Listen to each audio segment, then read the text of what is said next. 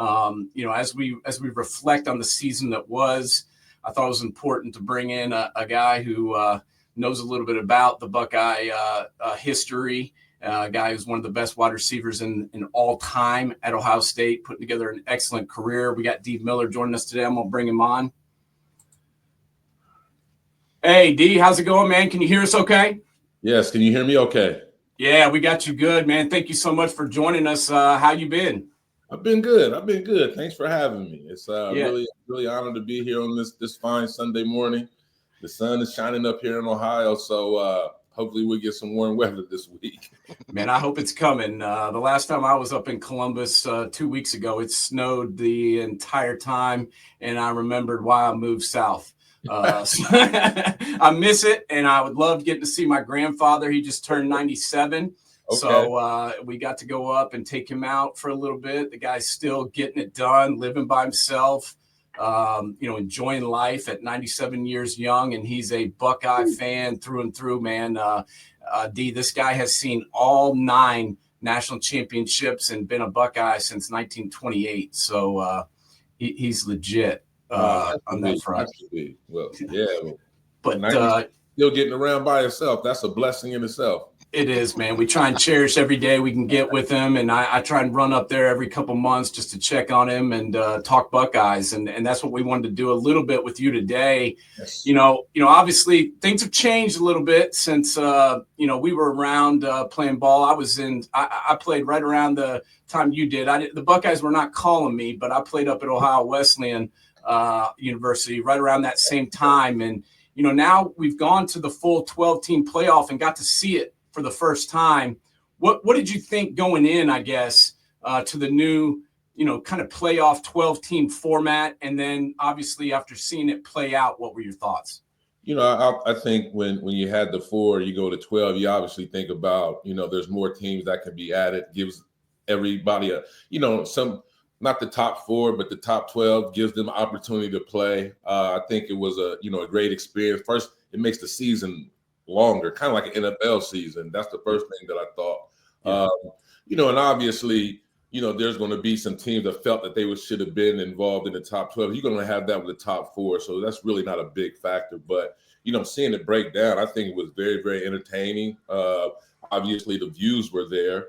The way that we performed in it, I think, even on the outside looking in, if I wasn't an Ohio State fan, I think, college football fans really, really enjoyed that process.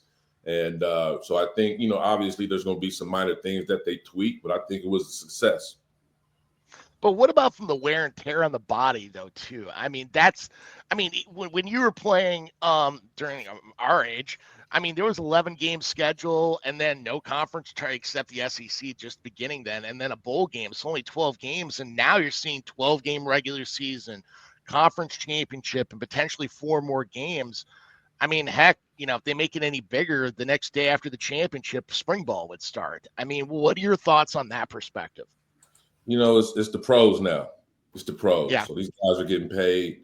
If they wasn't getting, I'm saying it's kind of a give and take because it is wear and tear on your body. You're going to be, that more, I wouldn't say beat up when you get to the NFL, but you're going to have a little bit more wear and tear on your body.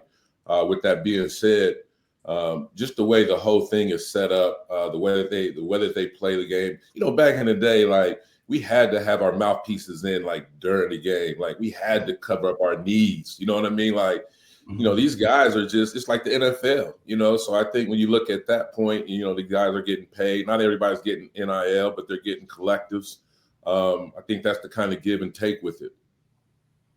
Yeah, you're going to play a little bit longer, but you are going to get paid. And I think that's one of the reasons that the Buckeyes, had such a great run was that they did a good job of managing their roster and, sharing carries in the backfield as they went through the season. Having enough depth to last that long, I think, is really one of the reasons that they were able to do it. I hate when everyone talks about I say our because I'm a huge Buckeye homer. Everybody knows it. But, you talk about the one loss. Everybody wants to go focus on that and bring that up. So I hate doing that. But I do want to talk about, how the season went towards the end and then how they were able to recover and turn that into a positive. Obviously everyone was disappointed. I was disappointed, but I'm not an idiot. And I wasn't calling for people to get fired as we were about to play for the championship. Now, there were people doing that, but those are the same people now that are celebrating. What were your thoughts with how the last game went, Dee, and how they were able to turn that around? And why do you think they were able to do that, given the circumstances? I was heartbroken. I was there. I actually caught up with Orlando Pace. We watched the game. He has a suite there now, big time. OP. Pace. So we were just heartbroken, man. But what's so funny? It's like obviously we had our hiccups with Michigan, and just at the first quarter, I was like, it don't feel right. I mean, you can just naturally tell, like in the stadium. And, it's kind of like, here you go again. And, I think obviously Ohio State, when you look at after Cooper left, the success they had with Michigan with Coach Tressel, then Coach Meyer. So, they don't understand like the ebb and flows of it. Like we're a lot older now, you know what I mean? So we understand it's the ebb and the flow. Obviously if you fire him, who are you going to go get? I mean, still he has one of the best winning percentages for, the first 5 years in the history of college football. So, I understand people being a little upset, but, I think that was a learning experience for Day. You got to think about it. Coach Day is the only coach in Ohio State history that came here that never had any prior head coaching experience. So just because you're a great offensive coordinator is not going to relay automatically that you're going to be a great head coach. And I think he struggled with giving up some of the responsibilities. I think bringing in Chip, he knew Chip could probably hold him more accountable than anybody, and he needed that. So I like the way we bounced back. I think when we came out against Tennessee, he was first time I ever seen him like, we're going to play to win. And just, you know what, we got these dogs out here. We recruited them here, and let's keep feeding them. And he just turned very, very aggressive, and that carried on with Oregon, Texas, and even into the championship. So he learned a lot, and I think our team did too. They learned how to stay together and not listen to the all the critics and everything like that. So for me to see them persevere through that devastating loss and hear everybody coming at them and being able to mentally, we already know they have the physical skills, but mentally be able to hold tight and go on that run that I think was historic, to win the national championship under the first 12-game system. Yeah. And James, let me just ask a quick follow-up to that. That this is something you obviously dealt with, Dee, when you were there, and it's still there today. And, I just don't know how, being as big a fan as I am and following the program like I do, I don't know how these guys, the coaches, the players, handle it where, the expectation is way outweighing the appreciation. Everybody expects the Buckeyes to win every single game, every single year. And, to me, that pressure just would be laying on me like a ton of bricks. And talk to me about how that, it really exists and how you dealt with it when you were there and how these guys, deal with that now, because it hasn't changed.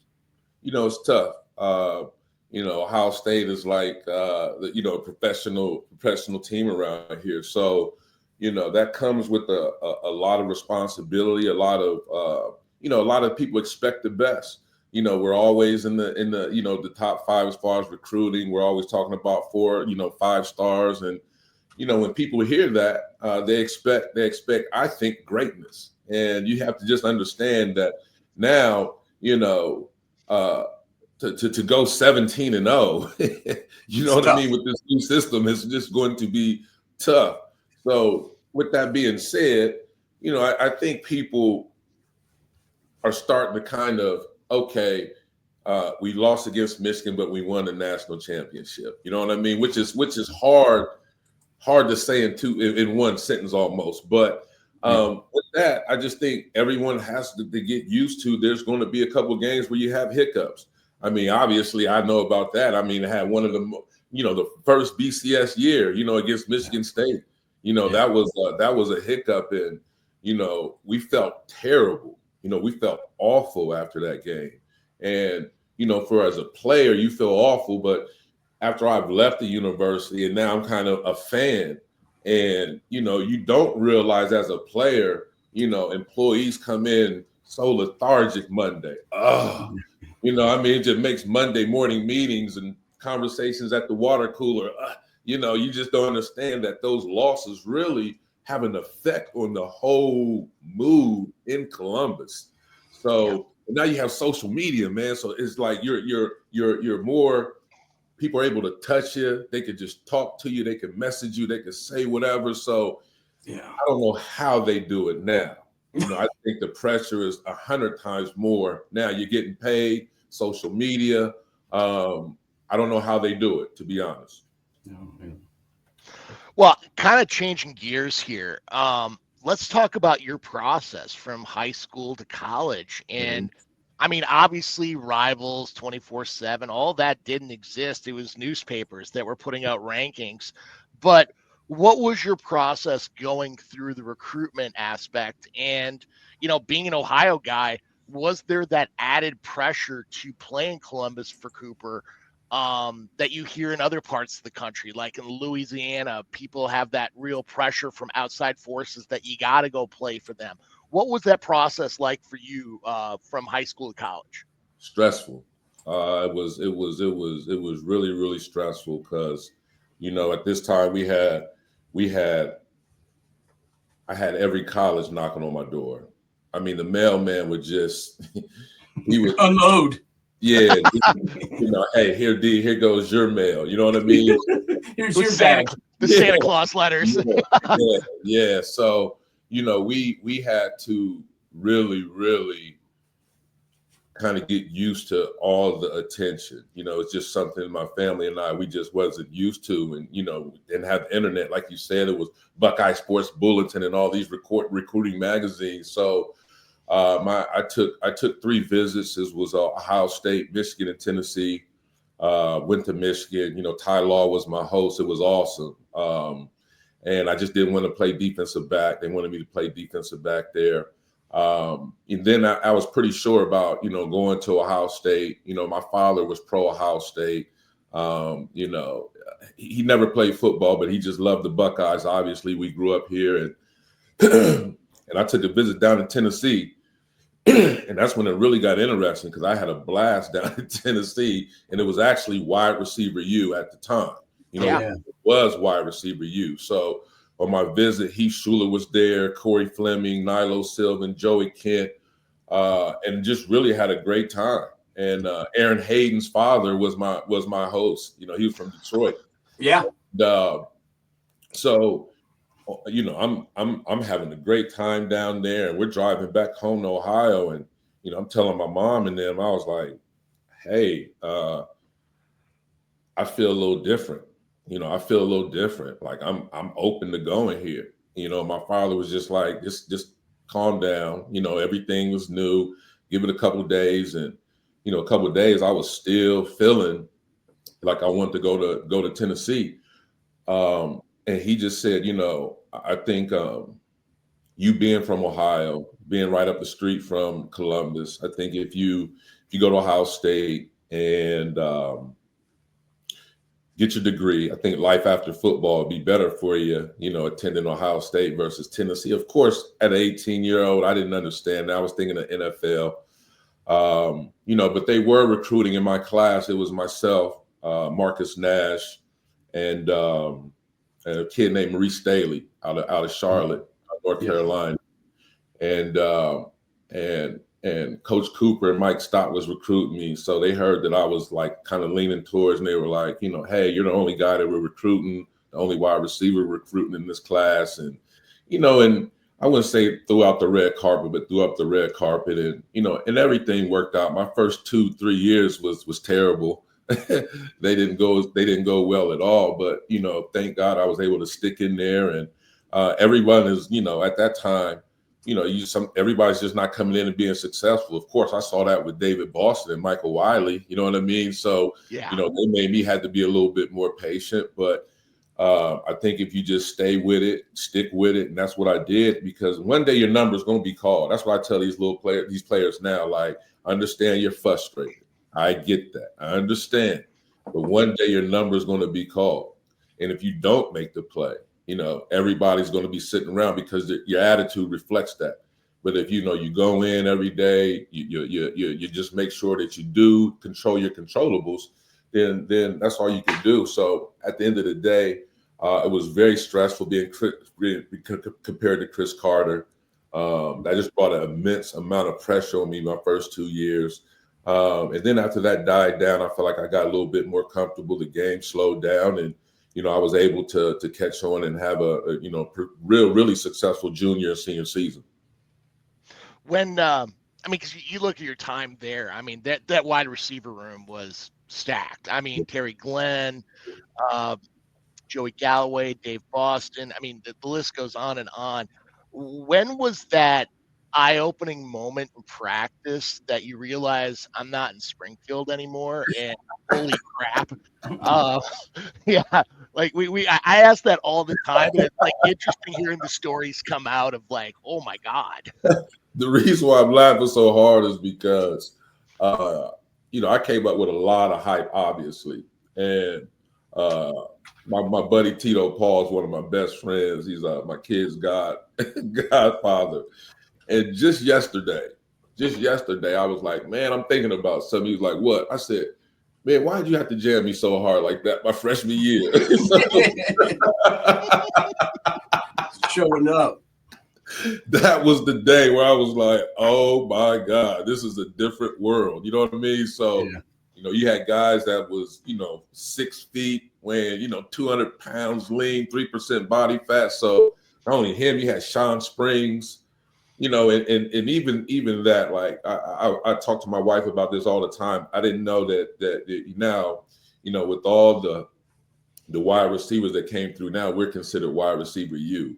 What I mean? Kind of like how things kind of came full circle. And, it is kind of cool to say that, I was a part of that run. You know what I mean? Because, we had Chris Carter, you had Jeff Graham, then you had Joey, you had Tippy, and then, Terry just kind of, and myself, Joey, Kenyon, Reggie, Santonio, Ted. I mean, it's Gonzalez. It just keeps rolling, man. So, to see some of these guys and the guys a little bit younger than me and say, man, you and David was one of the reasons why I came to Ohio State, because I remember that 15 and that 9. Woo! Y'all used to put it. You know what I mean? So as far as like being a duo, but it's good to see what's happened to Ohio State over the years, and knowing that you had some skin in the game and build to the program what it is today. Yeah, there's no doubt. And you talk about making that visit down here. Obviously, I live here now, so there's an appeal living here in Knoxville. And back then, they had some squads, and they got some dude from up in your area with Peerless Price. I know you know him, and they got him to come down here. So they didn't get both of you, thank goodness. Peerless, Andy McCullough. Andy was in my class, 94. He ended up going to Tennessee. Actually, he went to Tennessee, and then the next year, that's when Peerless came, and that when we lost to Michigan State, that's the year that they won the national. So he doesn't let me forget that. No, I'm sure he doesn't. He likes telling that story. I know from running into him like I have. But they did have some ballers back in the day. Albert Harper and Carl Pickens and Stanley Morgan and Joey Kent and Fleming, and I mean they were rolling there when Coach Fulmer was in the fold, and even Coach Majors before him. But you talked about those first 2 years and or first couple of years and earning your stripes and getting to where you wanted to be and getting to be the guy out there. Talk about that, as opposed to today. A lot of guys don't want to go through that now. They don't want to earn it. They want to be the guy right away.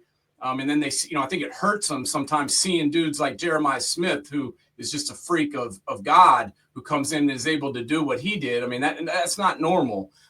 But, talk to me about, like, if you were doing it today, do you think you would still have that kind of patience and be able to sit and wait when you see other guys jumping in the portal and taking off? trying to get greener pastures quicker? I mean, probably, because my dad, God bless his heart if he was here today. Even then when I was like, man, I'm not playing, I want to transfer, and he was like, that's not the way life is. Like when life gets tough, like you just don't bail. It's like you gotta figure it out. It's like you gotta figure a way out. Are you working hard enough? Are you doing everything that you need to do? And I wasn't. I was overweight.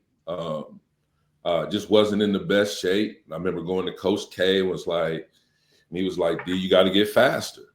You got to get smaller and faster. So, back then it was called the big man's table. It was actually called something else, but can't say it. We use our imagination. Some of the stuff said back then you can't say today, but and it was humbling for me because I was the only wide receiver at that table. It was Juan Porter, Corey Stringer, Orlando Pace, all the big guys, all the the defensive line, offensive linemen, and I'm eating with them, and eating baked chicken and no cheese, and Coach K is making me run like 2 miles a day. It was crazy, and finally start working. And it made you better, right? Going through that made you better, right? Made me better. It made me know what like perseverance is, because a lot of people quit, they throw in the towel. I'm just gonna get my degree, and I was like, nah, I didn't come here for that. So my father instilled like, man, look at yourself in the mirror and be real with yourself. Are you putting in all the work that you could? And that 4.8 went to a 4.4. Yeah. And 13% body fat went to 4.3, and the game started slowing down. And once that started happening, and I even hope I'm thankful that the coaching staff hung in there with me. That long too, because they don't really do that a lot. So I think I was showing enough effort that I was gradually learning how to be a collegiate football player. And once that came on board, like once my confidence, Coach K was like, hey, I think you should start coming back and working with the NFL guys. So, in the summer it was, I'm working out with Eddie, Joey, Raymond, like all the guys that came back. And that gave me confidence. I'm like, man, I'm working out with these guys, Robert Smith. Yeah. So that just came, and, I was like, now it's time. In my junior year, David and I, man, we had a great last 2-year run. So, it played out well. And, and I try to talk to these players now, but it's different with the portal, because like after college, after the national championship game, it's like an open recruiting window for like 5 days where colleges can call you and recruit you. Hey, what you getting paid there? We can give you this. And, it's a lot that changed. And so, it's really, really crazy, man. The more the stuff that I learned about it. So, but I'm just glad that I hung in there, because even in life now, I'll be like, it wasn't as hard as that, or it's not going to be hard as that. So it's something for me to just overcome now. It's like a part of me. I like it hard. I like the grind. I don't like anything given to me. Yeah. You've had a lot of, teammates, mentors, heck, even family members. What's the best piece of advice that you've gotten, or that you would give to somebody, heck, yourself at 17, or somebody playing today at 17, that you never thought of when you were that age? Control what you could control. Control what you could control. I think so many of us get worried. We get anxious, worrying about things that we have no control about. I think if you go out there and you give your all every day at practice, you should be able to, you take a shower at night, you're looking in the mirror, you should be able to say, I gave it my all each and every day, right? Each and every day. And just keep it simple. I think so many times we worry about so much stuff. And I know these kids got a lot that's on their plate. They're getting paid, sending money back home to their family. Everybody think they're in the NFL already. You know what I mean? So I would just say control what you can control and be able to set boundaries. because if you have no boundaries, I mean, this world could just get dangerous in regards to athletics and pros and different things that they're going to be getting to see, as they make more money. But like for me, I just think my mom has always kind of drilled on me, baby, just, control what you control, put everything else in God's hands. That's what I would say. Yeah. And it's, I think, you make a great point. It to me, it really comes down to, who these kids are surrounding themselves with too, D. And just speak to that real quick. We're almost up against it, but I just want to get your thoughts. So many times today, like you said, that portal opens up in December, and then all of a sudden these kids start getting the calls, hey, you want to come to Miami? You're making 50 grand. We'll get you 200 grand. Right. Well, they don't tell them they're going to take 20%. They don't tell them you're going to be 6 on the depth chart. And so, you got to be aware of what's best for you and who's looking out for you. And I just feel like it's really important to have the right people around you in today's climate. Am I right with that? You have to be. I'm being an insurance agent with State Farm in Hilliard, Ohio. Is like I insure, a lot of guys on the team. And some of them I don't even speak to them. They have financial representatives, which I think is very, very smart. I would tell them just real quick. You're the business entity. You are the business. You know what I mean? And with that business, you're going to have your agent, right? You're going to have your financial services. You're going to have your business attorney. But remember, everything streamlines through you.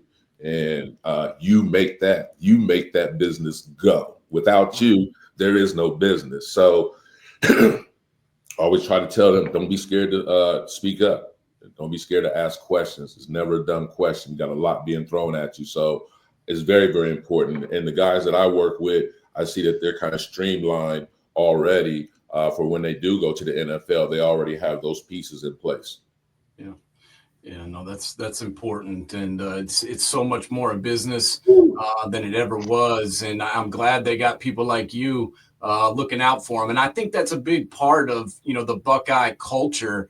Is when I lived in Columbus for 25 years, a lot of the guys that left and a lot of guys that I knew that played, they came back to the community and tried to help these kids as they go up, and I really think that's a cool part of it. And just very special that guys like you that had so much success, care to help these other kids. And, it's going to be interesting. I just want to get your thoughts real quick before we get out of here. How do Ohio State doesn't rebuild ever. We know that. They reload. But this is going to be tough, D. I mean, eight guys on defense gone, quarterback gone, both running backs gone, Mecca Buka, one of the all-time leading receivers gone. How do they do it now with limited spring practice and obviously limited fall work? How do they do it and get these younger guys up to speed before Texas shows up in August? Yeah, I think that's going to be kind of with the limited time now. You got to start figuring things out, and the limited time I think it is because of the season is so long. So you don't want to be pounding and exercising that much through spring. And I heard they're even changing the format of the spring game, really keep it not. So, man, it's just this crash course. I think you're going to have to put a lot of time. I know coming into our senior year, myself, Joe, David, we worked out every day in the off season, even when we didn't have to. So one thing when you're at Ohio State, when you play one-on-one against defensive back, that's going to be the best competition you ever face on a day-to-day basis. So when you do go out there on Saturday, you are prepared because you prepare against the best each and every day. So I think us having that type of atmosphere will get these guys up to speed. And, like we said earlier in the program, it's going to be some growing pains. It's going to be a growing pain when you have that many holes to fill. We do reload. However, nothing can substitute actual game time experience. And those people coming in those positions are going to be new at that. So hopefully they'll be able to adapt and adjust early. We have a great coaching staff, so I'm sure they'll be able to figure things out. Yeah, man. Iron sharpens iron. So hopefully they're all getting enough reps. But D, man, we cannot thank you enough. We really appreciate you taking some time out and talking some ball with us today, man. I was always a huge fan of yours, and and we really enjoyed getting to talk to you. And hopefully when I come back up, I can hook up with you and take you out to lunch or something. Okay. Most definitely, man. Give me a couple of days heads up. We'd love to catch up with you in person. All right, I will do it. I'll give you a text before I come back up, and I'll be up there for the spring game for sure, and we'll get together and hang out. And thank you so much for coming on today and talking with us about some ball. Thanks for having me. Really pleasure, man. I had a good time. You have a great Sunday. All right, you too, man. We'll talk to you soon. Okay. Yes, sir. All right, that's Dee Miller, former Ohio State wide receiver. One of the most talented teams ever in the history of Ohio State. Dee Miller was a part of. You had him, you had David Boston, you had Pepe Pearson, you had Orlando Pace, you had Antoine Winfield, you had Sean Springs, you had Ty Howard, you had Andy Katzenmoyer. Matt Finkus, Mike Vrabel. Luke Fickell. We could keep talking. We could have a show just naming off people that he's played with. Yeah.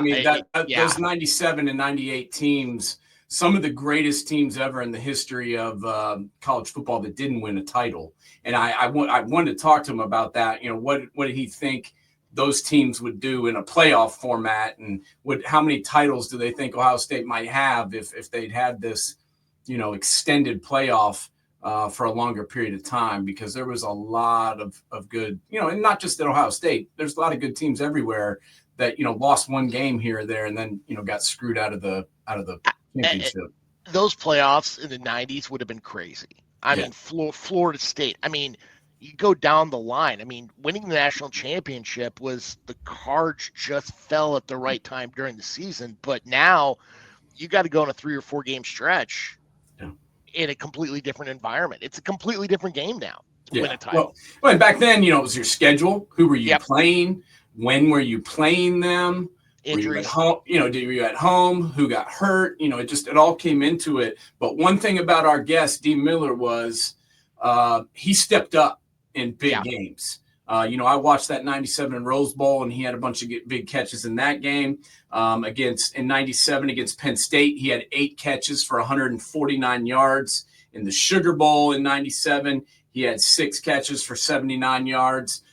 This is a guy that showed up big in big moments, and he had to, because if Dee couldn't get it done, they were going to double David Boston on the other side. And then things might not roll as smoothly, and it was important for him to make a splash like he did. And I liked hearing him talk about the way he worked to get his position. He didn't show up as a freshman and just get handed the job.